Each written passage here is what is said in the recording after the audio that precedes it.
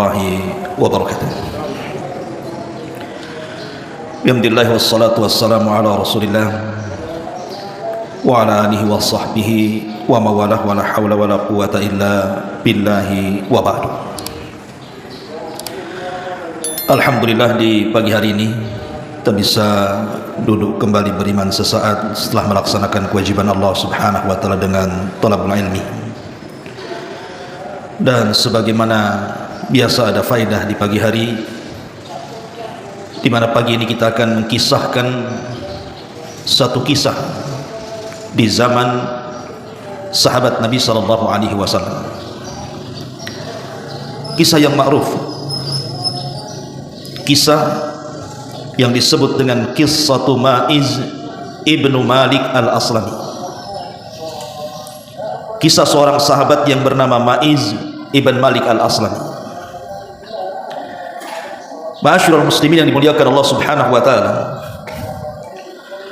Nabi sallallahu alaihi wasallam adalah manusia yang tidak suka mengumbar keburukan orang lain. Dan Nabi sallallahu alaihi wasallam adalah manusia yang suka menutupi aib orang lain.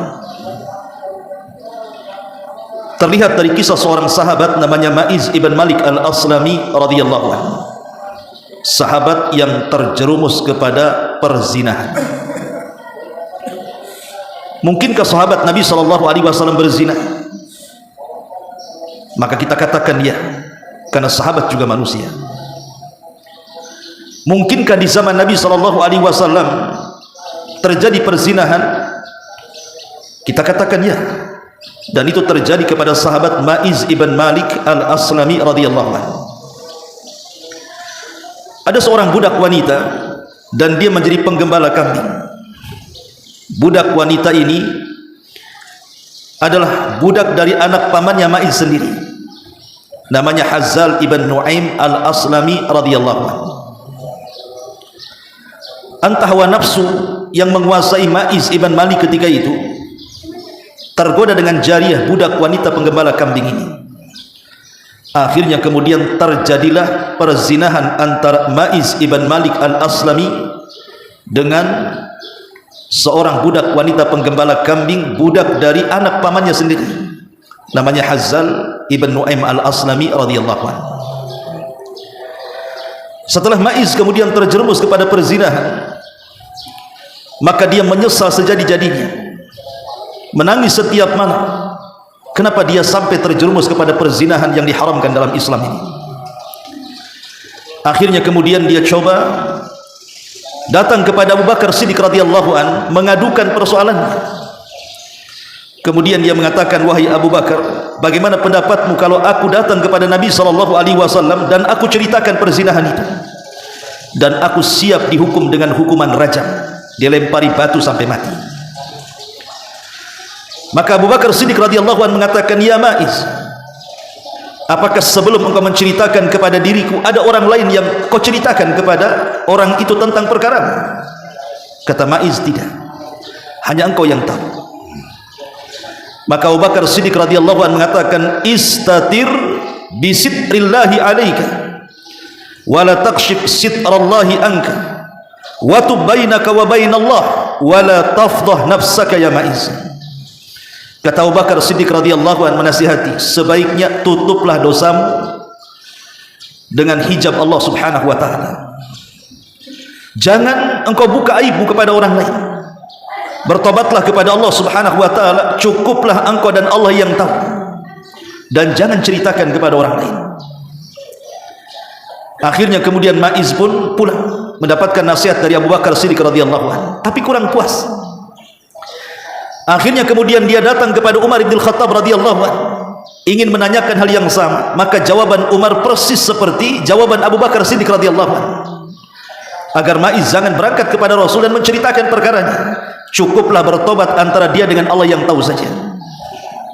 Masalahnya, ketika dia bercerita kepada anak pamannya Hazzal ibn Nu'aim al-Aslami, lain pula jawabannya. Kata Hazzal, dia mengatakan, ya Ma'iz, anta iqtaraftal khati'ah wala budda an tadhhab ila Nabi sallallahu alaihi wasallam li ta'tarifa hatta uqima alayka hadd rajul. in kunta sadiqan fi taubatik fasallim nafsaka wadhhab ila Rasulillah sallallahu alaihi wasallam. Maka Hazzal ibn Waim al-Aslam ini menasihati Maiz dan mengatakan, wahai Maiz, kalau engkau sudah mengakui kesalahan, terjerumus kepada zina, maka engkau harus datang kepada Nabi sallallahu alaihi wasallam menceritakan dosamu supaya ditegakkan hukum hudud. Itu pun kalau memang benar taubatmu dengan sebenar-benarnya. Berangkat kepada Rasul, serahkan dirimu kepada Nabi. Akhirnya kata-kata Hazzal ini terngiang-ngiang di kepala Maiz ini. Dari situ kemudian Maiz pun berangkat bersama Hazzal menemui Nabi sallallahu alaihi wasallam. Dan itu dikisahkan dalam sebuah hadis yang dikeluarkan Imam Muslim dari Sulaiman ibn Buraidah dari bapaknya radhiyallahu anhu. Ketika Maiz datang kepada Rasul, Maiz mengatakan, ya Rasulullah, zanaitu fatahirni. Rasul, aku sudah berzina, bersihkan aku. Maka Nabi SAW marah dan mengatakan, waihak, irji fastaghfirillah wa tub ilaihi. Celaka engkau wahai Maiz, sebaiknya kau pulang, bertobatlah kepada Allah subhanahu wa ta'ala dan perbanyak istighfar. Maka setelah Nabi SAW bicara seperti itu, Maiz pun kemudian dah pulang. Di tengah jalan masih ragu-ragu. Akhirnya dia kembali kepada Nabi SAW kedua kalinya dan mengatakan, ya Rasulullah, zanaitu fatahirni. Rasul, aku sudah berzina, tolonglah bersihkan aku.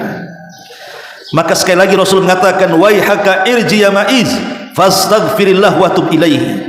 Kata Nabi SAW, sudah, pulang saja engkau wahai Maiz, bertobatlah kepada Allah, perbanyak istighfar, dan jangan pernah kembali kemari. Kemudian Maiz pun kedua kalinya dia melangkahkan kaki untuk pulang. Di tengah jalan masih ragu-ragu. Datang lagi kepada Rasul ketiga kalinya. Kemudian dia mengatakan, ya Rasulullah, zanaitu fatahirni. Rasul, aku sudah berzina, bersihkan aku. Akhirnya Nabi SAW, karena sudah bolak-balik sampai 4 kali, kata Nabi SAW, kalau begitu pulanglah, nanti keputusannya menyusul. Berangkatlah Maiz pulang dalam kondisi bingung karena belum ada keputusan. Kemudian Nabi SAW mengutus orang untuk mengecek kondisi Maiz. Jangan-jangan Maiz ini error kepalanya, boleh jadi dia gila, dia mengucapkan sesuatu yang di luar nalarnya. Akhirnya kemudian berangkatlah utusan Nabi SAW untuk mengecek kesehatan Maiz. Rupanya Maiz adalah manusia yang paling berakal di kampungnya, tidak ada penyakit gila di kepalanya. Kemudian dilaporkan kepada Nabi SAW bahwa Maiz itu orangnya sehat. Kemudian akhirnya Nabi SAW mengutus lagi dan mengatakan, coba cek Maiz itu, dia pemabok atau tidak. Jangan-jangan ketika kemarin dia datang kemari dia sedang mabok sehingga dia nyerocos apa yang dibicarakannya, dia tidak tahu, dia tidak sadar. Akhirnya kemudian utusan Rasul SAW datang ke Maiz memperhatikan, dan Maiz itu tidak pernah menyentuh minuman khamr, tidak pernah menyentuh khamr. Akhirnya kemudian orang ini datang kepada Nabi SAW dan mengatakan, Maiz itu tidak pernah meminum khamr, artinya akalnya sehat. Ketika kemudian Nabi SAW mengecek, karena bagaimanapun kalau orang gila tidak mungkin ditegakkan hukuman had, atau kalau dia mabuk kan lain pula hukumannya. Kemudian setelah itu dipanggillah Maiz. Kemudian Nabi SAW mengatakan, ya Maiz, apakah kau berzina? Kata Maiz, ya aku berzina wahai Rasul. Apakah seperti berzina layaknya seorang suami istri? Maka kemudian Maiz mengatakan, ya aku berzina dengan orang yang bukan muhrimku, seperti suami istri. Maka Nabi SAW ingat bahwa pengakuan itu sekuat-kuatnya dalil. Kalau ada orang yang mengaku, tidak perlu saksi. Saksi itu didatangkan kalau nggak ngaku. Karena dia sudah mengaku, artinya dia mendatangkan sekuat-kuat dalil.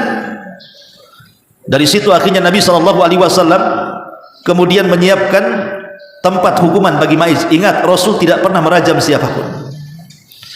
Nabi SAW apabila memberikan hukum hudud kepada para sahabatnya, maka Nabi SAW akan menyuruh orang lain. Rasul tidak pernah merajam dengan tangannya. Ma'asyiral muslimin yang dimuliakan Allah Subhanahu wa ta'ala, ketika itu Maiz pun kemudian dipendam separuh badannya. Mulailah kemudian para sahabat melempar Maiz dengan batu dan tulang. Karena bagaimanapun Maiz ini sudah menikah masalahnya. Dan ingat, hukuman seseorang yang pernah menikah kemudian dia berzina dalam Islam itu dirajam sampai mati. Kalau dia belum menikah kemudian berzina maka tidak dirajam, dicambuk 100 kali kemudian diasingkan setahun. Kan begitu hukum hududnya. Ketika kemudian Maiz mulai dilempari, terasa sakit oleh Maiz batu dan tulang yang mengenai badannya itu. Karena tidak tahan sakitnya, dia keluar dari tanah, lari dia. Kemudian dikejar oleh para sahabat, dilempari batu. Rupanya di tengah jalan ada seorang sahabat Nabi SAW tahu bahwa Maiz itu lari, dikejar oleh dia. Akhirnya kemudian ditangkap Maiz ini, kemudian diikat. Setelah diikat dilempari lagi. Akhirnya Allah Subhanahu wa taala takdirkan Maiz pun meninggal dunia, dilempari batu dan tulang oleh para sahabat Nabi SAW. Kejadian ini sampai ke telinga Nabi SAW. Kemudian Nabi SAW memanggil Hazzal, anak paman daripada Maiz ibn Malik al-Aslami, yang menyuruh Maiz untuk mengaku dosanya kepada Nabi SAW. Akhirnya Maiz pun dirajam dan akhirnya meninggal dunia.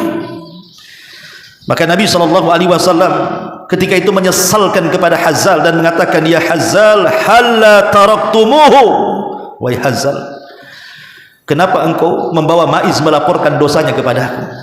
Kenapa kau tidak biarkan saja dia bertobat kepada Allah Azza wa Jalla?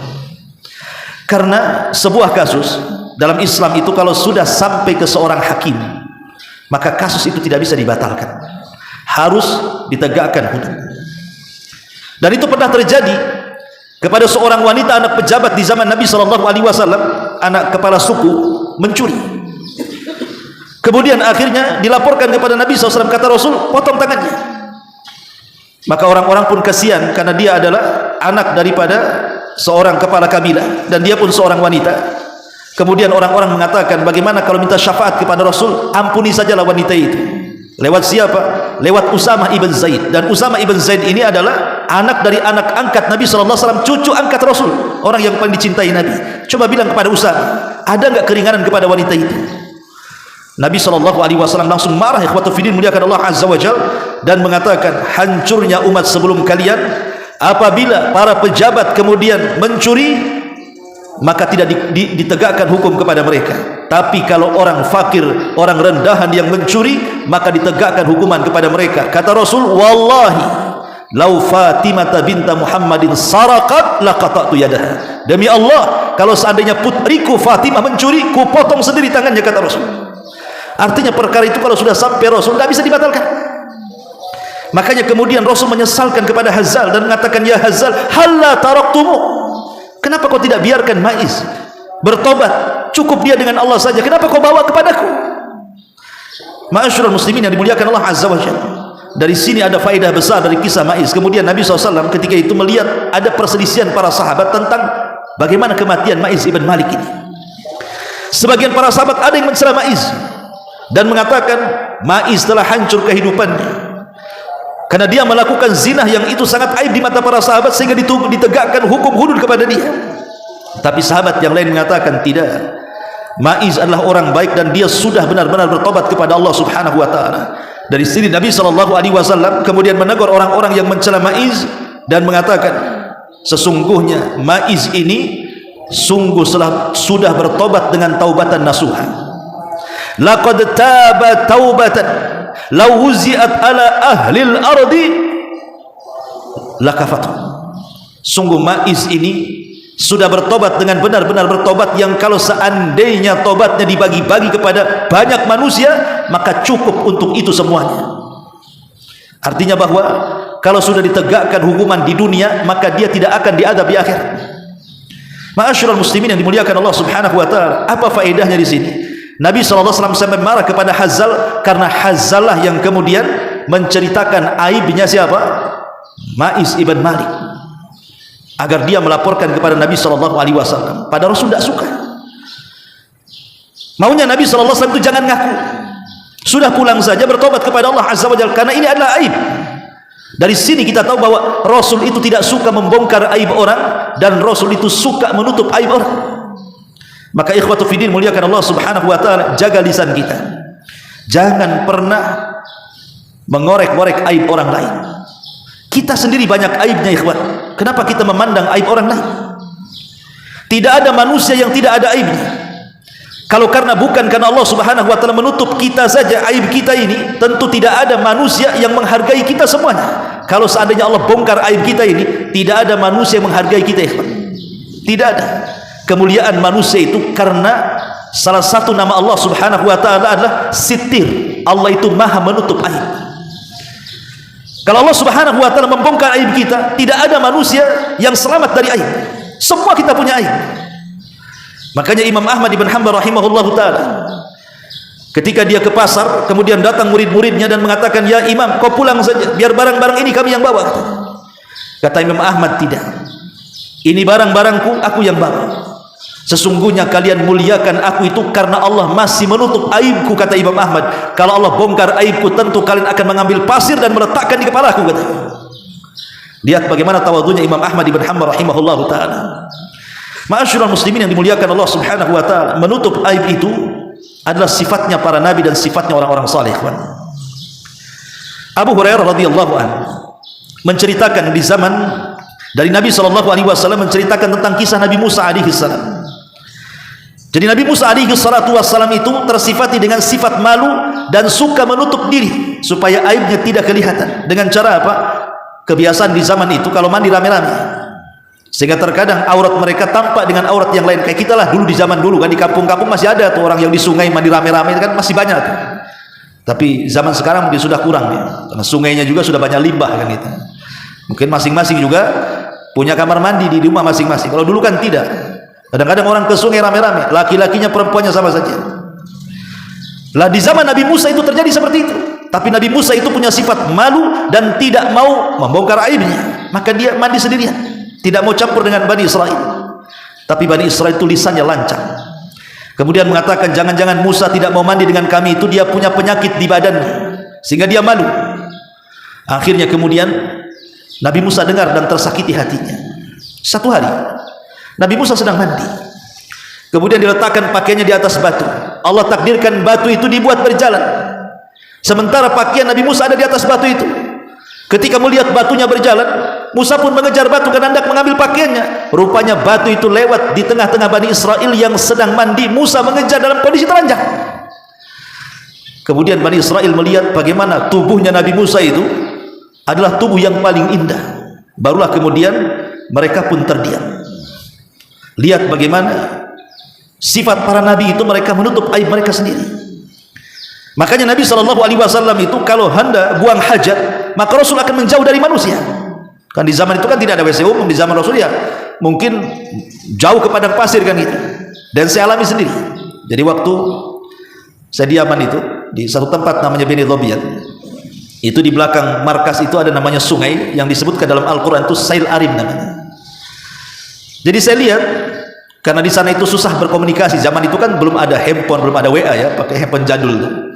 Handphone jadul tahu lah, yang ya cuman bisanya hanya SMS saja sama telepon. Itu pun sinyalnya tidak bisa di mana-mana kayak kita sekarang nelpon di mana-mana senang. Di sana susah sinyal.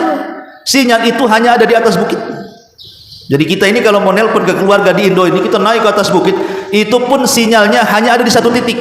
Sama orang Baduy itu diletakkan satu kayu di situ. Jadi kalau nelpon, teleponnya ditempelkan di kayu. Itu pun baru ada satu darjah, satu garis itu. Sehingga tidak bisa di telinga, harus loudspeaker. Speaker dengar semua kan itu, nggak bisa kan itu.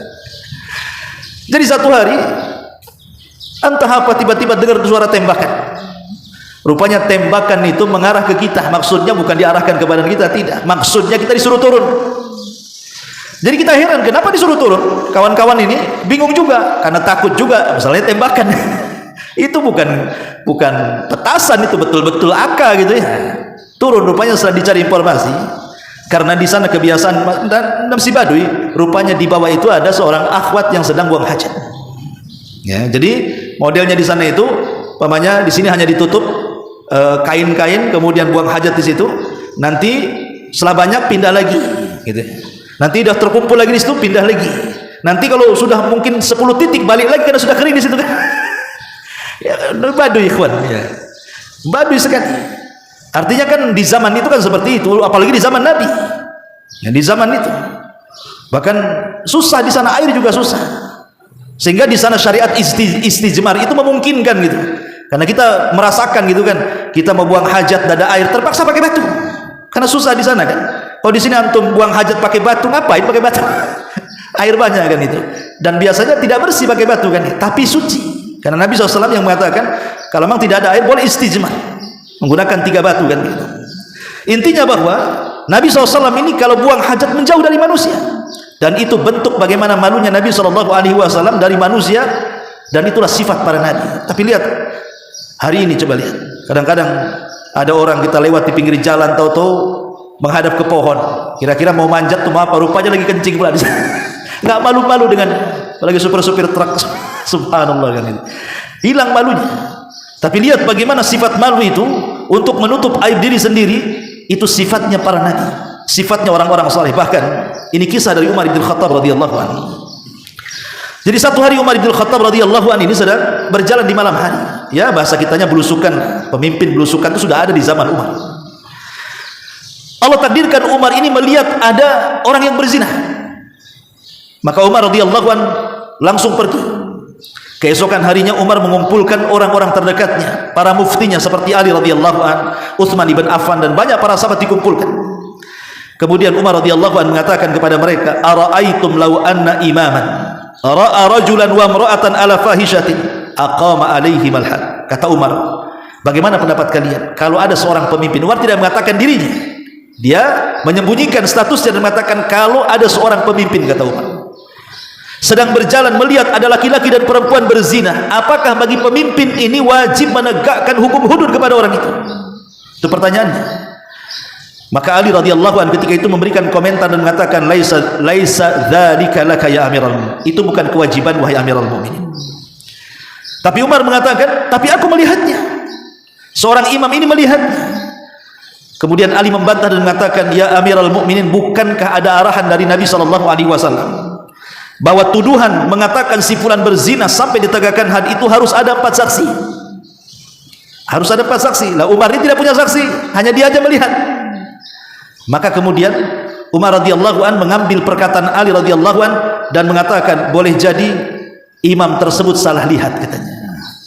Boleh jadi imam tersebut salah lihat. Padahal dirinya tuh, bagaimana Umar radhiyallahu an mengatakan apa seperti itu? Dia ingin menutup aib orang lain. Tapi kita ini kadang-kadang ada kawan kita mungkin salah, itu diceritakan pula sama orang lain. Aduh, anda lihat si Anu itu di mana? Malam-malam ada di Nagoya, pamanya gitu. Ya boleh jadi dia cari kuliner, ikhwan. Antum jangan suudzon. Ya. Enggak ada di sana tuh. Iya, mungkin dia sedang nyari orang. Harus kasih udzur, ikhwan. Enggak bisa kemudian kita langsung suudzon kepada orang. Tutup aibnya.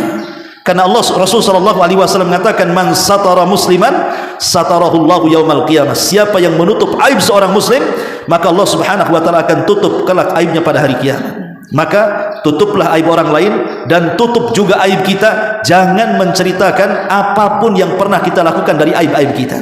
Contoh saja umpamanya, kita dulu itu mungkin orang bejat, ahli maksiat, bertato di mana-mana. Kemudian hijrah, ngaji, mulailah dia pakai pakaian syar'i. Cukuplah pakaian itu yang menutup tatonya. Jangan diceritakan saya mantan itu, enggak boleh.